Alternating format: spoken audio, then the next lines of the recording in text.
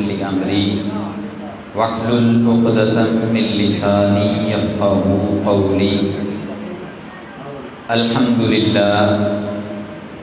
لله وكفى والصلاة والسلام على أفضل الأنبياء. أما بعد فأعوذ بالله من الشيطان الرجيم. بسم الله الرحمن الرحيم. قال الله تبارك وتعالى في القرآن المجيد: لن تنالوا البر حتى تنفقوا مما تحبون. صدق الله مولانا العظيم. قال الله تبارك وتعالى في شان حبيبه مخبرا وآمرا: إن الله وملائكته يصلون على النبي يا أيها الذين آمنوا صلوا عليه وسلموا تسلیما. مل کر بآواز بلند نبی کریم صلی اللہ علیہ وسلم کی ذات پر درود پاک پڑھیے. الصلاۃ والسلام علیک یا سیدی یا رسول اللہ. الصلاۃ والسلام علیک یا سیدی یا حبیب اللہ.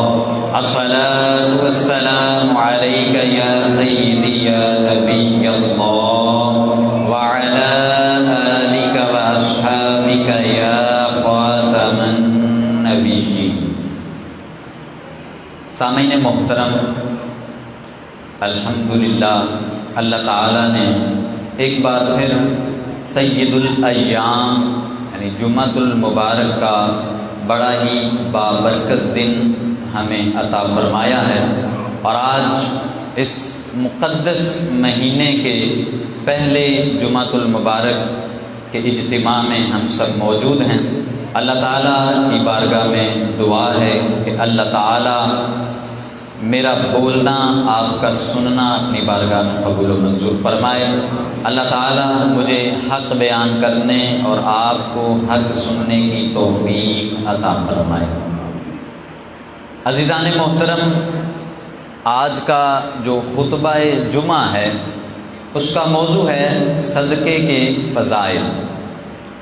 صدقہ کسے کہتے ہیں، قرآن میں صدقے کی کیا فضیلت ہے، احادیث صدقے کے بارے میں کیا کہتی ہیں، اور قرآن و حدیث کی روشنی میں ہمارے بزرگوں کا صدقہ دینے کے حوالے سے کیا طریقہ رہا ہے.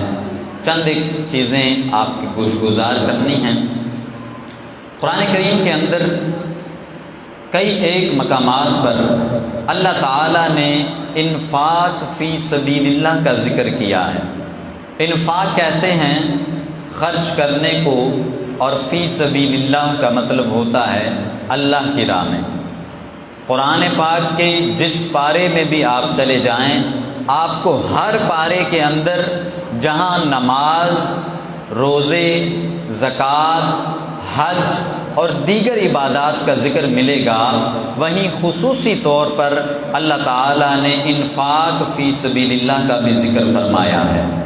میں نے آپ کے سامنے چوتھے پارے کی آیت مقدسہ تلاوت کرنے کی سعادت حاصل کی ہے.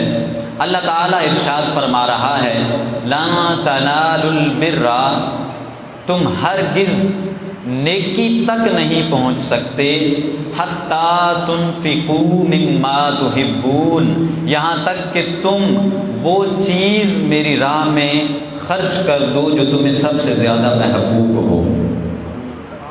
اس آیت کی تفسیر کے اندر علماء نے لکھا ہے کہ نیکی تک پہنچنے کا ایک ذریعہ اللہ کی بارگاہ میں اپنے مال کو صدقہ کرنا ہے. مال کو صدقہ کرنا بھی دو طرح کا ہوتا ہے. ایک وہ چیز ہوتی ہے کہ جو ہم سے ایکسٹرا پڑی ہو، ہم سے اضافی پڑی ہو، ہماری ضرورت سے زائد ہو، وہ ہم اللہ کی راہ میں دے دیتے ہیں کہ اس کی مجھے ضرورت کوئی نہیں ہے، تو چلو رب کی راہ میں دیتے ہیں، ثواب ملے گا اور اگلے بندے کا بھی فائدہ ہوگا. ایک ہے صدقے کی یہ قسم، اور دوسرا صدقہ وہ ہوتا ہے کہ میرے پاس میری ضرورت کا مال موجود ہو اور رب کی راہ میں دینے کی ضرورت پڑے تو میں یہ نہ دیکھوں کہ یہ تو میں نے استعمال کرنا ہے، آنکھیں بند کر کے میں اٹھا کے رب کی بارگاہ میں صدقہ کر دوں۔ یہ ہے صدقے کی دوسری قسم، اور یہی وہ قسم ہے کہ جسے اللہ تعالیٰ نے پسند فرمایا ہے، اور نیکی تک پہنچنے کا جو وسیلہ ہے، جو ذریعہ ہے، جو راستہ ہے، جو طریقہ ہے، جو انداز ہے، وہ یہی ہے حَتَّى تُنْفِقُوا مِمَّا تُحِبُّونَ، کہ تم ہرگز نیکی تک نہیں پہنچ سکتے جب تک کہ تم اللہ کی راہ میں وہ چیز صدقہ نہ کرو کہ جو تمہیں دنیا و جہاں کی ہر چیز سے زیادہ عزیز ہو۔ جب ہم اپنے مال میں سے وہ مال کہ جو ہمیں سب سے زیادہ عزیز ہو، ہمیں سب سے زیادہ پسند ہو، جب ہم وہ اللہ کی بارگاہ میں پیش کر دیں گے تو بدلے میں اللہ تعالیٰ اس سے کئی گنا بہتر مال ہمیں عطا فرمائے گا۔ سرکار دو عالم صلی اللہ تعالی علیہ وآلہ وسلم کی بڑی ہی پیاری ایک حدیث قدسی ہے۔ فرمایا، اللہ تعالیٰ فرماتا ہے کہ اے میرے بندے، تو اپنا مال میرے حوالے کر دے۔ اے میرے بندے، تو اپنا مال میرے حوالے کر دے۔ ہوگا کیا؟ اللہ فرماتا ہے کہ جب تو اپنا مال میرے حوالے کرے گا تو اس کا فائدہ یہ ہوگا کہ نہ تو وہ جلے گا، نہ وہ ڈوبے گا، نہ وہ غرق ہوگا۔ تیری شدید ضرورت کے وقت تیرا رب وہ مال تجھے واپس لوٹا دے گا۔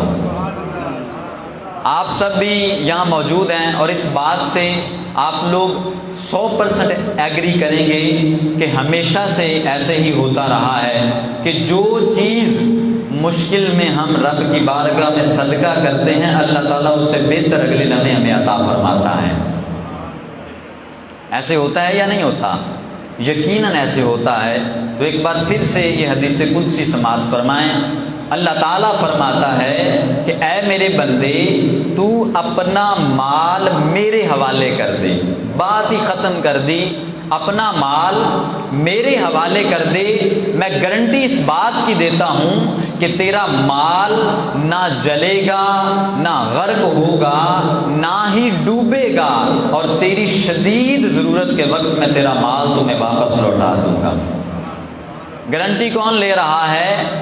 رب کائنات، اور وہ رب اس مال کی گارنٹی دے رہا ہے جو مال اس نے خود ہمیں عطا کیا ہے۔ یہ وہ مال نہیں ہے کہ جو ہمیں کسی اور نے دیا ہے، بلکہ دنیا کائنات کے اندر جتنا بھی رزق ہے، سارے رزق کا مالک رب تعالیٰ کی ذات ہے۔ حضور علیہ السلام نے ارشاد فرمایا، انما انا قاسم واللہ معطی، کہ بے شک رب عطا کرتا ہے، میں اس کے خزانوں کو تقسیم فرماتا ہوں۔ تو عطا کون کرتا ہے؟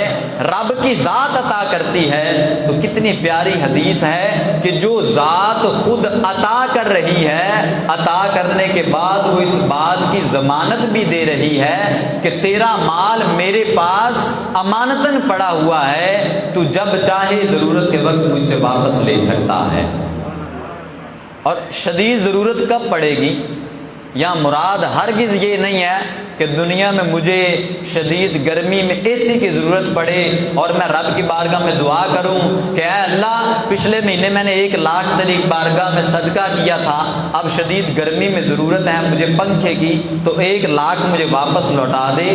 ہرگز یہ مطلب اور مفہوم نہیں ہے، بلکہ علماء نے لکھا ہے کہ یہاں شدید ضرورت سے مراد بروز قیامت کی شدید ضرورت ہے کہ جب بندہ ایک نیکی کو ترسے گا، جب نہ باپ ہمارا ساتھ دے گا، نہ بیٹا ہمارے پاس ہوگا، نہ ماں ہمارا ساتھ دے گی، بندہ اپنی والدہ کے پاس جائے گا، والدہ کہے گی بیٹے آج تو مجھے خود ضرورت ہے، بیٹا اپنے باپ کے پاس جائے گا، باپ کہے گا تو کون ہے، آج تو مجھے خود نیکیوں کی ضرورت ہے۔ تو بندہ در در کی ٹھوکریں کھاتا ہوا واپس رب کی بارگاہ میں لوٹے گا۔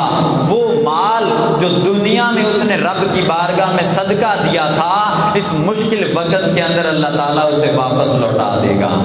اور اس کی اصل نیکی اللہ تعالیٰ اس کے نامہ اعمال میں درج فرمائے گا، اور اب اس کی وہ ضرورت پوری ہوگی جسے اللہ تعالیٰ نے فرمایا کہ اے بندے تو اپنا مال مجھے دیتا ہے، تیری شدید ضرورت کے وقت میں تیرا مال تجھے واپس لوٹا دیتا ہوں۔ سامعین محترم، مال جو ہم رب کی بارگاہ میں دے دیتے ہیں وہ ہمیشہ کے لیے محفوظ ہو جاتا ہے۔ یہ یاد رکھیے گا، دنیا کے اندر بھی ہمارے بینک بیلنس ہوتے ہیں، ہمارے بینک اکاؤنٹ ہوتے ہیں، کوئی کرنٹ اکاؤنٹ استعمال کرتا ہے، کوئی سیونگ اکاؤنٹ استعمال کرتا ہے، کوئی کون سا اکاؤنٹ استعمال کرتا ہے، مگر یہ سارے اکاؤنٹ تب تک ہیں جب تک وہ ہمارے قبضے میں ہیں، ہماری کسٹڈی میں ہیں۔ ابھی ہماری جیب سے کوئی چرا کے لے جائے اے ٹی ایم کارڈ، یا ہم خود کہیں چلے جائیں، ہم ضائع ہو جائیں، بینک ضائع ہو جائے، ڈکیتی ہو جائے، تو وہ سب کچھ برباد ہو جائے گا۔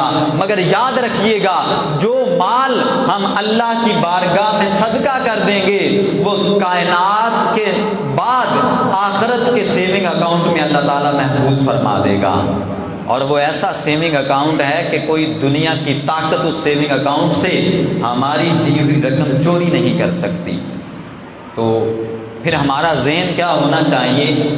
میری جیب میں جو مال ہے، میری جیب میں جو پیسے ہیں، میں چاہتا ہوں کہ یہ سیو ہو جائیں، میں چاہتا ہوں کہ یہ محفوظ ہو جائیں، میں چاہتا ہوں کہ یہ چوری نہ ہو، میں چاہتا ہوں کہ اس پر جو ہے وہ ڈاکہ نہ پڑے، میں چاہتا ہوں کہ میرا مال غرق نہ ہو، میں چاہتا ہوں کہ میرا مال ڈوبے نہ۔ تو اس کا سب سے بہترین طریقہ کیا ہے؟ وہ طریقہ حدیث ہمیں بتا رہی ہے، رب خود کہہ رہا ہے کہ اے میرے بندے، تو ڈرتا ہے کہ تیرا مال ضائع ہو جائے گا، تو ڈرتا ہے کہ تیرا مال غرق ہو جائے گا، تو ڈرتا ہے کہ تیرا مال ڈوب جائے گا، ان ساری چیزوں سے بے فکر ہو جا، تو اپنا مال آنکھیں بند کر کے اپنے رب کے اکاؤنٹ میں جمع کروا۔ تیرا رب تجھے اس بات کی گارنٹی دیتا ہے کہ تیرا مال دنیا کے اندر بھی کچھ جو ہے وہ ضائع نہیں ہوگا، اور آخرت میں تیرا رب تجھے واپس بھی لوٹا دے گا۔ رب کی بارگاہ میں صدقہ کرنے کی سب سے بڑی فضیلت یہی ہے کہ اللہ تعالی ہمارے مال کی حفاظت کا ذمہ اپنے ذمہ لے لیتا ہے۔ اللہ تعالیٰ وہ مال کی گارنٹی دیتا ہے جو مال ہم اس کی بارگاہ میں صدقہ کر دیتے ہیں۔ میں نے کچھ دن پہلے بھی ایک روایت آپ کے سامنے رکھی تھی کہ حضرت سیدنا داؤد علیہ نبینا علیہ الصلوۃ والسلام کے پاس ان کی صحبت میں ایک نوجوان بیٹھا ہوا تھا۔ ملک الموت علیہ السلام حاضر ہوئے اور کہا کہ یا نبی اللہ، آپ کے اس ساتھی کی زندگی صرف 3 دن باقی ہے۔ کتنی باقی ہے؟ صرف 3 دن کی زندگی یہ بندہ جی سکتا ہے۔ داؤد علیہ السلام پریشان ہو گئے۔ کچھ دن گزرے تو آپ نے اس نوجوان کو سڑک کے کنارے چلتے ہوئے دیکھا تو پھر پریشان ہو گئے کہ کچھ دن پہلے تو فرشتہ موت کا یہ کہہ رہا تھا کہ یہ بندہ 3 دن کا یہاں پر زندہ ہے، اس کے بعد یہ دنیا سے چلا جائے گا، اس کی زندگی ختم ہو جائے گی۔ یہ بندہ تو 1 مہینے بعد بھی سڑک کے کنارے صحیح سلامت چل رہا ہے۔ فرشتے سے پوچھتے ہیں کہ اے فرشتے مجھے بتا یہ ماجرا کیا ہے۔ فوراً ملک الموت علیہ السلام حاضر ہوتے ہیں اور عرض کرتے ہیں یا نبی اللہ، آپ صحیح فرما رہے ہیں، اس بندے کی زندگی 3 دن باقی تھی۔ جب آخری دن زندگی کا تھا، یہ بندہ گھر سے باہر نکلا، سڑک کنارے ایک مسکین اس کو ملتا ہے۔ مسکین اس سے سوال کرتا ہے، اس بندے کے پاس 20 درہم ہوتے ہیں، وہ 20 کے 20 درہم اس مسکین کو دے دیتا ہے۔ اللہ تعالیٰ کو اس کا صدقہ کرنا اتنا پسند آتا ہے کہ اللہ تعالیٰ ہر درہم کے بدلے 1 سال اس کی زندگی میں اضافہ فرما دیتا ہے۔ اللہ تعالیٰ ہر 1 درہم کے بدلے 1 سال کی زندگی اس بندے کو عطا فرماتا ہے۔ تو یہ فضیلت ہے صدقہ کرنے کی۔ اسی لیے تو آقا علیہ الصلوۃ والسلام نے ارشاد فرمایا کہ صدقہ رب کے غضب کو بجھاتا ہے اور بری موت سے دفع کرتا ہے۔ تو جو حدیثیں رب تعالی کے محبوب کریم نے بیان فرمائی ہوں مجھے بتائیے کیا کوئی بندہ اس کو رد کر سکتا ہے؟ کیا کوئی مائی کا لال اس کا انکار کر سکتا ہے؟ ہرگز ایسا نہیں ہو سکتا۔ اور یاد رکھیے گا، صدقہ صرف مال کا صدقہ نہیں ہوتا۔ یہ ہمارے ذہن میں بیٹھا ہوا ہے کہ جب تک ہم اپنی جیب سے نکال کے کچھ کسی کو دیں گے نہیں تب تک میرا صدقہ ادا نہیں ہوگا۔ غلط ہے۔ آقا علیہ الصلوۃ والسلام نے ارشاد فرمایا کہ صدقہ صرف مال کا نہیں ہوتا، بلکہ تیرے بھائی کے لیے مسکرانا بھی رب کی بارگاہ میں صدقہ ہے۔ تو اگر خوش دلی کے ساتھ اپنے مسلمان بھائی کو مسکرا کے دیکھتا ہے تو تجھے رب تعالیٰ صدقہ کرنے کا ثواب عطا فرماتا ہے۔ اور فرمایا راستے سے کنکر کو ہٹانا بھی صدقے کا ثواب ہے۔ اور فرمایا اپنے مسلمان بھائی کے لیے پانی کا اہتمام کرنا بھی اللہ کی بارگاہ میں ایک صدقے کا ثواب رکھتا ہے۔ تو سامعین محترم، یہ ساری روایتیں، یہ ساری آیتیں، یہ ساری حدیثیں ہمیں اس بات کی طرف دعوت دے رہی ہیں کہ اگر ہم دنیا کے اندر ایک محفوظ زندگی گزارنا چاہتے ہو، ہمیں کوئی خطرہ نہ ہو، ہمیں کوئی نقصان نہ ہو، ہمیں کوئی تکلیف نہ ہو، ہمیں کوئی پریشانی نہ ہو، تو سرکار کی حدیثیں ہمیں اس بات کی طرف دعوت دے رہی ہیں کہ جب بھی راہ چلتے جائیں کسی مسکین کی مدد کر دیں، اللہ اس کی برکت سے ہماری زندگی میں اضافہ۔ جب بھی جائیں راستے میں مسجد آئے، مسجد کے گلے میں چپکے سے کچھ پیسے ڈال دیں، اللہ تعالیٰ اس کی برکت سے ہمارے رزق میں اضافہ فرما دے گا۔ سامعین محترم، صدقہ کرنا اتنی فضیلتوں کا حامل ہے۔ سیدنا حبیب اجمی رحمۃ اللہ تعالی علیہ، آپ گھر میں موجود تھے اور آپ کی زوجہ کیا کرتی ہیں، آٹا گوندھ کے آگ کے لیے سامان لینے اپنی پڑوسن کے پاس چلی جاتی ہیں۔ گھر میں حبیب اجمی ہیں اور گوندا ہوا آٹا پڑا ہے، اس کے علاوہ کھانے کو کچھ نہیں ہے۔ ہوتا کیا ہے، ایک مسکین ایک سائل دروازے پہ صدا لگاتا ہے۔ حبیب اجمی گھر میں تلاش کرتے ہیں، اس گندے ہوئے آٹے کے علاوہ گھر میں کچھ نہیں تھا۔ حبیب اجمی کیا کرتے ہیں، چپ کر کے وہ گندا ہوا آٹا اٹھا کے اس سائل کو عطا فرما دیتے ہیں۔ سائل لے کے چلا جاتا ہے، زوجہ واپس آتی ہیں، آٹا غائب ہے، پوچھتی ہیں آٹا کہاں گیا؟ تو کہتے ہیں کہ وہ روٹی پکانے کے لیے میں نے کسی کو دے دیا ہے۔ کہتی ہیں یہ کیا ماجرا ہوا، روٹی پکانے کے لیے کسی کو دے دیا؟ آگ کا اہتمام میں کر رہی ہوں، روٹی پکا کے کوئی اور لائے گا، یہ بات سمجھ نہیں آتی۔ ذرا پوچھنے پر فرماتے ہیں کہ زوجہ ماجرا یہ ہے کہ آپ کے جانے کے بعد ایک سائل نے دروازے پہ صدا لگائی صدقہ کرنے کے لیے، گھر میں کچھ نہیں تھا، میں نے گندا ہوا آٹا اٹھا کے اس کو دے دیا۔ زوجہ پریشان ہوتی ہیں، کہتی ہیں اللہ کے بندے کسی کی مدد کرتے ہو، ذرا یہ تو بتاؤ ہمارے رزق کا اہتمام کون کرے گا، ہمارے کھانے کا اہتمام کون کرے گا؟ فرماتے ہیں کہ ابھی تھوڑی دیر رکو تو صحیح، ابھی تیرے رزق کا اہتمام ہو جاتا ہے، کچھ وقت گزرتا ہے تو اس تھوڑے سے آٹے کے بدلے میں ایک نامعلوم شخص ایک بڑے کٹورے کے اندر بہت ساری روٹیاں اور اچھے قسم کے گوشت کا سالن لے کے حضرت حبیب اجمی کو دے کے واپس چلا جاتا ہے۔ حبیب اجمی فرماتے ہیں کہ زوجہ میں نے تجھے کہا نہیں تھا کہ میں نے آٹا روٹی گوندنے کے لیے دیا ہے؟ لو دیکھو آگ کی ضرورت بھی نہیں پڑی، سالن پکانے کی حاجت بھی نہیں پڑی، آٹا گوندا ہوا آٹا میں نے رب کی بارگاہ میں صدقہ کیا، اس یقین سے صدقہ کیا کہ آج یہ تھوڑی سی مقدار صدقہ کر رہا ہوں، میرا رب اس بات کا ضامن ہے کہ تم ایک میری بارگاہ میں صدقہ کرو، میں 70 کر کے تمہیں واپس لوٹاتا ہوں۔ میں نے اس یقین کے ساتھ وہ گندا ہوا آٹا رب کی بارگاہ میں صدقہ کیا، بدلے میں اللہ تعالیٰ نے اس سے بہتر اجر ہمیں عطا فرما دیا۔ سامعین محترم، ہمارے بزرگوں کا یہ طریقہ تھا، وہ جب بھی اللہ کی بارگاہ میں صدقہ کرتے تھے تو بجھے ہوئے دل سے نہیں کرتے تھے، وہ اس بات سے پریشان نہیں ہوتے تھے کہ میرے گھر میں کھجوریں پڑی ہیں، اگر میں یہ صدقہ کر دوں تو میرا کیا بنے گا، بلکہ وہ اس یقین کامل کے ساتھ صدقہ کرتے تھے کہ اگر میں کھجور صدقہ کر رہا ہوں اللہ تعالیٰ بدلے میں گوشت عطا فرمائے گا۔ اور ایسا یقین کامل ہو اور اللہ عطا نہ کرے، تاریخ کے اندر ایسا کوئی بھی واقعہ موجود نہیں ہے۔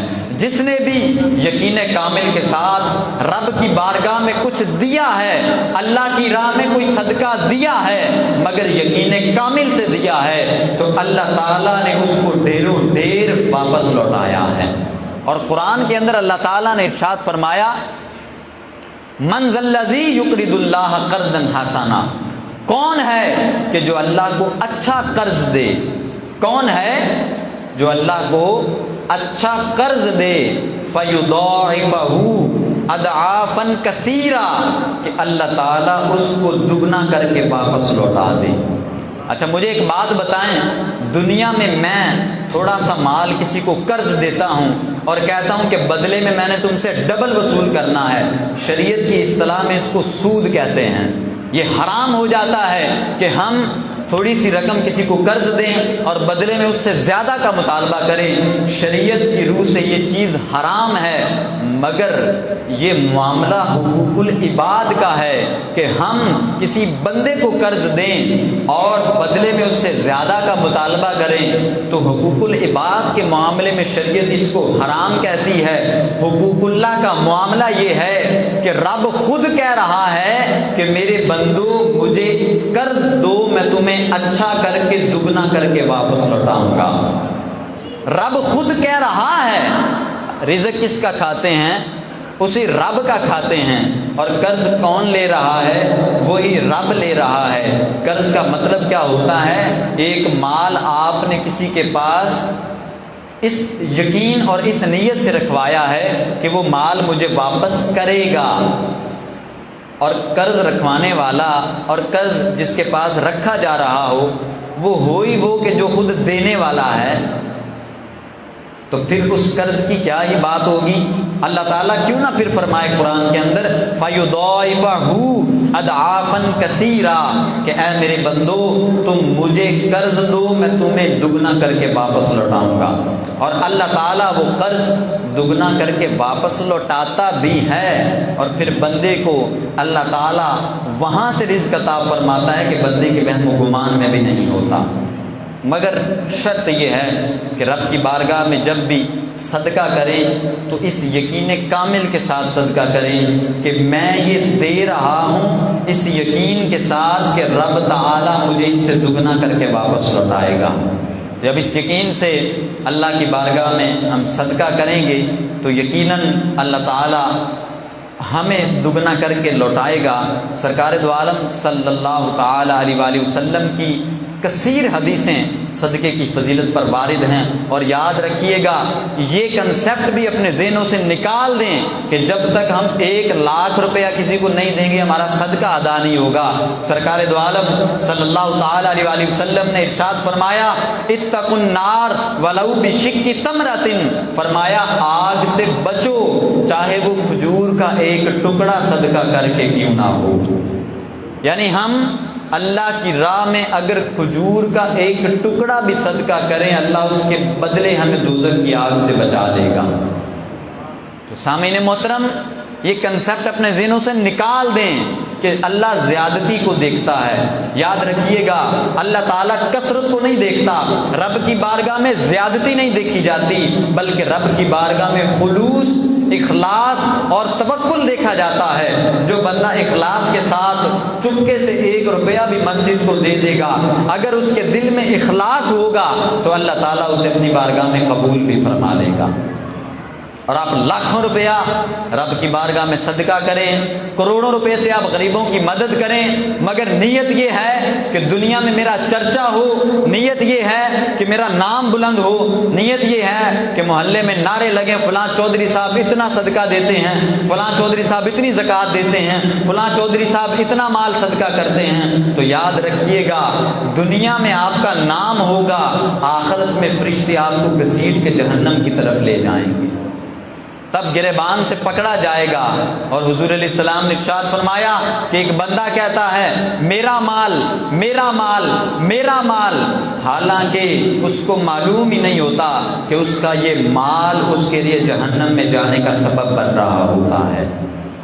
اور یہ سبب کب بنتا ہے کہ جب ہم اپنے مال کو غلط کاموں میں استعمال کرتے ہیں، جب ہم اپنے مال کا استعمال، اپنے مال کا خرچ اس جگہ پہ کرتے ہیں کہ جس جگہ سے شریعت نے ہمیں منع کیا ہے، یاد رکھیے گا کوئی بھی وہ فلاحی کام کہ جس میں شریعت کی دھجیاں اڑائی جائیں، جس میں شریعت کے پہلوؤں کا خیال نہ رکھا جائے، اللہ تعالیٰ اس کو کبھی بھی قبول نہیں کرتا، شریعت اس کو کبھی بھی قبول نہیں کرتی۔ تو جب بھی کسی کی مدد کریں تو اس یقین کے ساتھ کریں، اس نیت کے ساتھ کریں، اس اخلاص کے ساتھ کریں کہ میں رب کے دیے ہوئے رزق کو رب کے بندوں پر استعمال کر رہا ہوں۔ بھائی ہم کس کے بندے ہیں؟ اللہ کے بندے ہیں۔ ہمارا مال کس کا دیا ہوا ہے؟ اللہ کا دیا ہوا ہے۔ ہمارے پاس تو جسم کا ایک بال بھی ایسا نہیں ہے جو ہم نے پیسوں سے خریدا ہو، سب کچھ رب کی عطا ہے۔ تو جس رب نے ہمیں نوازا ہے تو اس رب کے بندوں کو دینے میں ہمیں جھجک بھی محسوس نہیں کرنی چاہیے۔ اور آقا علیہ الصلوۃ والسلام کا اپنا بھی طریقہ کار یہی تھا کہ گھر میں کچھ بھی نہیں ہوتا تھا، سائل دروازے پہ آ جاتا تھا تو جو اپنے خرچ کے لیے پڑا ہوتا تھا اٹھا کے چپکے سے صدقہ کر دیتے تھے۔ اور اپنے گھر کا عالم پتہ کیا ہوتا تھا؟ یہ یاد رکھیے گا، سرکار دو عالم صلی اللہ تعالی علیہ وآلہ وسلم مالک جنت ہیں، اور دنیا کے جتنے بھی خزانے ہیں ان کی کنجیاں اللہ تعالیٰ نے اپنے محبوب کریم کے ہاتھوں میں تھما دی ہیں۔ اللہ تعالیٰ نے آپ کو یہ فضیلت عطا فرمائی ہے کہ کائنات کے سارے خزانوں کی کنجیاں اللہ تعالیٰ نے اپنے محبوب کو عطا فرمائی ہیں، مگر غربت کا عالم یہ ہے کہ ایک بار شدید بھوک کی حالت میں بھوک نے اتنا تنگ کیا کہ گھر سے باہر نکلتے ہی صدیق اکبر سے ملاقات ہوتی ہے۔ صدیق اکبر عرض کرتے ہیں یا رسول اللہ کس چیز نے آپ کو گھر سے نکلنے پر مجبور کیا ہے؟ فرماتے ہیں کہ اے میرے صدیق آج بھوک نے گھر سے نکلنے پر مجبور کر دیا۔ صدیق اکبر عرض کرتے ہیں یا رسول اللہ میرا معاملہ بھی یہی ہے۔ تھوڑا سا آگے چلتے ہیں، فاروق اعظم سے ملاقات ہوتی ہے، وہ پوچھتے ہیں کہ اے صدیق یا رسول اللہ آپ کو کس چیز نے گھر سے نکالا ہے؟ تو فرماتے ہیں کہ اے عمر آج بھوک نے گھر سے نکال دیا۔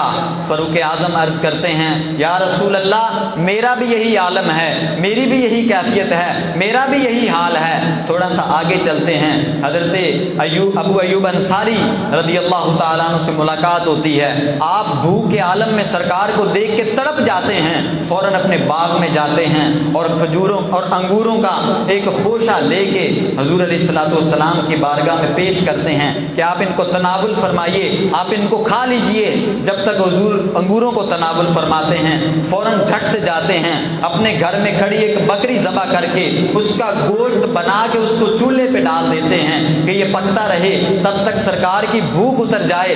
گوشت تیار ہوتا ہے، سرکار دو عالم کی بارگاہ میں پیش کیا جاتا ہے۔ حضور علیہ الصلوۃ والسلام صحابہ سوچ رہے ہوتے ہیں کہ سرکار اس میں سے اپنے لیے ڈالیں گے۔ سرکار کیا کرتے ہیں، ایک پلیٹ کے اندر تھوڑا سا گوشت ڈال کے 2 روٹیاں ابو ایوب انصاری کو دیتے ہیں اور کہتے ہیں کہ اے ابو ایوب یہ 2 روٹیاں اور ایک گوشت کی پلیٹ میرے گھر میں لے جاؤ، گھر میں میری بیٹی فاطمہ بھی کئی دن سے بھوکی ہے، اس نے کچھ بھی نہیں کھایا۔ اے ابو ایوب انصاری اگر آج مجھے بھوک نے تنگ کیا ہے تو میری اولاد بھی مجھ سے پیچھے نہیں ہے، جس طرح میں اندیکھے رب کی بارگاہ میں سب کچھ لٹا دیتا ہوں، اللہ تعالیٰ نے میری اولاد کو بھی یہ برکت عطا کی ہے کہ گھر میں جو کچھ بھی پڑا ہو وہ آنکھیں بند کر کے رب کی بارگاہ میں صدقہ کر دیتے ہیں۔ سامعین محترم، اسلام پر ایسا وقت بھی آیا ہے کہ جب مالک جنت کے پاس ایک وقت کھانے کی روٹی نہیں تھی، پہننے کے لیے کپڑا نہیں تھا، اور سرکار دو عالم صلی اللہ علیہ وسلم کی غربت کا عالم یہ تھا کہ کائنات کے خزانے آپ کو رب نے عطا فرمائے، مگر غربت کا عالم یہ تھا کہ کسی نے جب بھی لیٹے ہوئے دیکھا کھجور کی چھال پر لیٹے ہوئے دیکھا ہے، جب بھی کسی نے دیکھا ہے تو جو کی روٹی کھاتے ہوئے دیکھا ہے، جب بھی کسی نے دیکھا ہے تو 2 کھجور کے ساتھ روزہ افطار کرتے ہوئے دیکھا ہے، جب بھی کسی نے دیکھا ہے تو ایک گھونٹ پانی کے ساتھ روزہ افطار کرتے ہوئے دیکھا ہے۔ سامعین محترم، اسلام اس طرح ہمارے پاس پہنچا ہے۔ اگر اللہ تعالیٰ نے اسلام کو آج عروج عطا کیا ہے تو یاد رکھیے گا، خبردار کبھی بھی اسلام کے ٹھیکیدار بننے کی کوشش مت کریے گا۔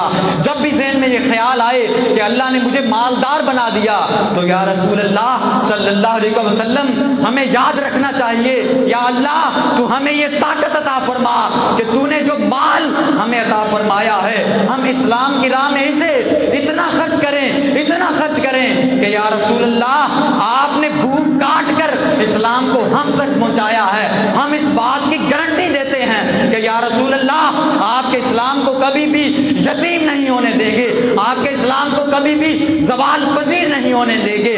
یا رسول اللہ آج ہم اس بات کا عہد کرتے ہیں کہ جس اسلام کو پیٹ پر پتھر باندھ کر آپ نے ہم تک پہنچایا تھا، آج اگر یہ اسلام پھولوں کی طرح پلیٹ میں رکھ کے ہمیں دے دیا گیا ہے، یا رسول اللہ ہم آپ کے بندے، آپ کے دیوانے، آپ کے امتی اس بات کی گارنٹی دیتے ہیں کہ ہم کبھی بھی اس دین کے ساتھ غداری نہیں کریں گے، ہم کبھی بھی اس دین کے ساتھ بغاوت نہیں کریں گے۔ جب بھی دین کو ضرورت پڑے گی یا رسول اللہ آپ کی بھوک کو یاد کرتے ہوئے ہم خود بھوکے رہ کے اسلام کو بچا لیں گے۔ سامعین محترم، جب بھی دل میں یہ خیال پیدا ہو کہ اللہ نے مجھے بہت نوازا ہے تو یہ خیال بھی پیدا کریے گا کہ یہ اسلام سرکار دو عالم صلی اللہ علیہ وسلم کی بھوک کاٹ کاٹ کے ہمارے پاس پہنچا ہے۔ اگر آج رب نے ہمیں مال دیا ہے تو کبھی بھی تکبر نہ کریے گا، کبھی بھی غرور نہ کریے گا، بلکہ عاجزی، انکساری اور جھکنے کے ساتھ رب کی بارگاہ میں سجدہ ریز ہوئیے گا اور شکر ادا کریے گا کہ یا اللہ تو نے آج مجھے اتنا رزق عطا فرمایا ہے، اور یہ ذہن رکھیے گا کہ یا اللہ تو نے جو بھی رزق عطا فرمایا ہے یہ سب کا سب مصطفیٰ کریم کے صدقے میں عطا فرمایا۔ جب اس نیت سے مال ہمارے پاس ہوگا اللہ اس مال میں برکت بھی پیدا کرے گا۔ اللہ تعالیٰ کی بارگاہ میں دعا ہے کہ اللہ تعالیٰ ہمیں اپنا مال اچھے کاموں میں، اچھی جگہ پر، اچھے انداز میں استعمال کرنے کی توفیق عطا فرمائے۔ آمین بجاہ النبی الامین۔